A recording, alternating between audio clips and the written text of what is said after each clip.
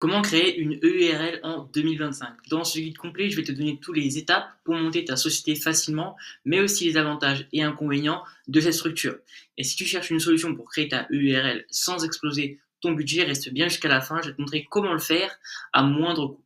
Allez, on passe tout de suite sur mon écran et je te montre tout ça. Comment créer une EURL en 2025? Nous allons voir dans cette vidéo du coup déjà dans un premier temps c'est quoi une EURL.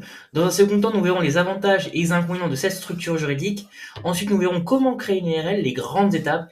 Et enfin nous en parlerons par rapport aux services que je recommande pour créer une EURL en 2025. Déjà dans un premier temps c'est quoi une EURL? Donc une EURL c'est une entreprise unipersonnelle à responsabilité limitée. Donc c'est une SARL associée unique. En gros c'est une société où tu peux seul mettre à bord mais avec un cadre juridique et fiscal avantageux. Donc ça, c'est intéressant déjà de préciser ça.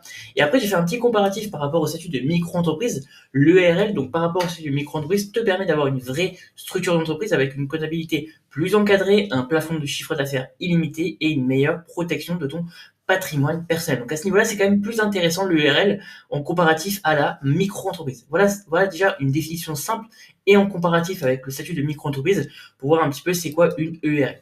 Maintenant, on va parler du coup des avantages de cette structure juridique. Les avantages, j'en ai noté plusieurs. Donc déjà, c'est la responsabilité qui est limitée, c'est-à-dire que ton patrimoine personnel est protégé sauf en cas de faute de gestion. Donc ça, c'est intéressant déjà de savoir ça, que du coup, en cas de faute de gestion, effectivement, tu vas avoir un problème, mais sinon, ton patrimoine est protégé à ce niveau-là. Donc ça, c'est intéressant. Deuxième avantage que j'ai noté important de mentionner, c'est la fiscalité qui est flexible. C'est-à-dire que tu peux être imposé à l'impôt sur le revenu, donc IR, ou choisir l'impôt sur la société, IS, selon ce qui est plus avantageux pour toi. Donc après, toi de choisir selon ton, effectivement, ce que tu souhaites, mais effectivement, bah, du coup, tu as le choix à ce niveau-là. Donc ça, c'est intéressant, c'est le deuxième avantage que j'ai noté important de préciser.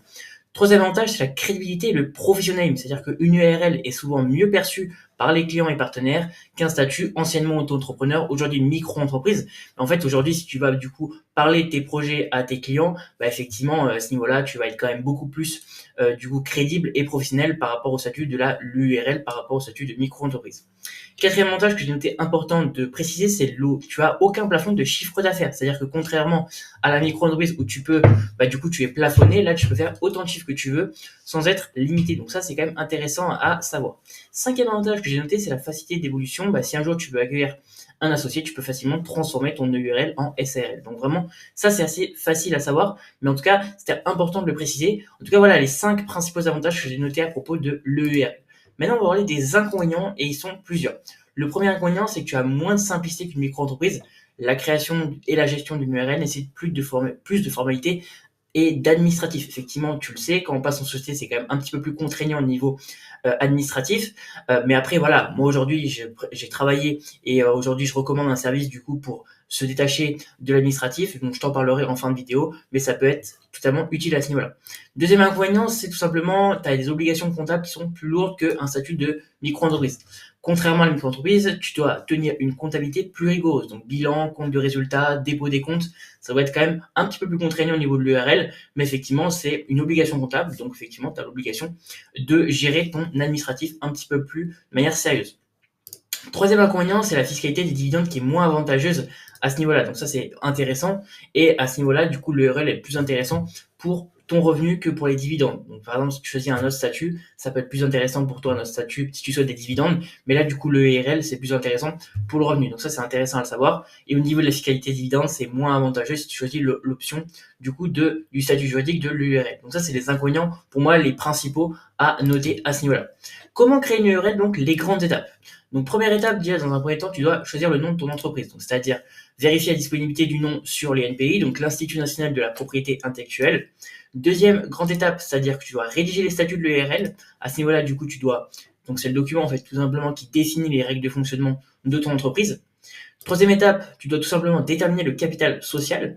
Donc le capital social, c'est minimum 1 euro pour que ce soit légal. Mais honnêtement, effectivement, c'est quand même plus sérieux de mettre un petit peu plus parce qu'effectivement, si une personne va directement sur un site pour voir un petit peu ton capital social et qu'elle voit 1 euro, ça fait pas très sérieux. Donc je te conseille plutôt d'investir un petit peu plus, sur 500 000 euros, pour juste avoir un petit peu plus de crédibilité, si on peut dire.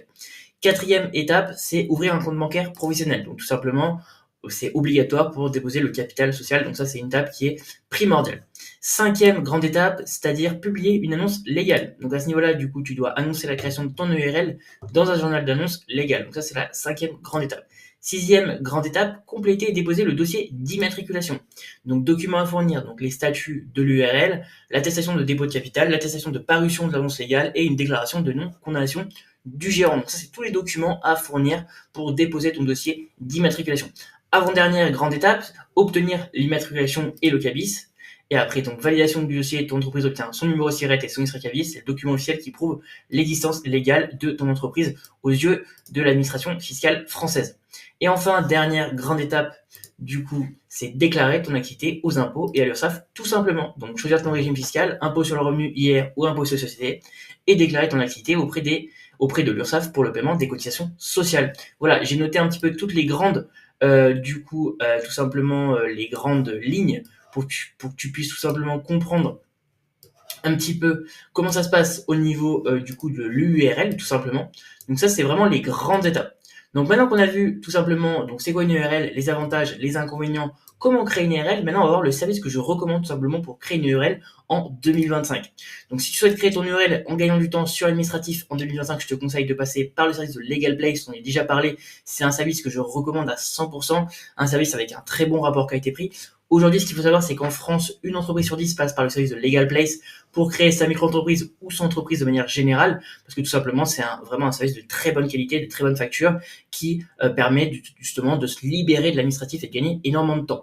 Et par rapport à ça, du coup, j'ai bénéficié d'un code de réduction de 15% sur la création de ton URL avec le code Gabriel15. Donc, tu te rends directement sur le site de Legal Place. À ce niveau-là, tu vas dans création d'entreprise, tu vas sur EURL, et là, à ce niveau-là, du coup, tu vas pouvoir tout simplement créer ton URL très rapidement en suivant étape par étape les démarches. Voilà, c'est pas plus compliqué que ça. En tout cas, si tu souhaites du coup bénéficier de 15%, n'hésite pas à passer par le premier lien en description qui te permettra d'avoir une belle réduction sur la création de ton URL.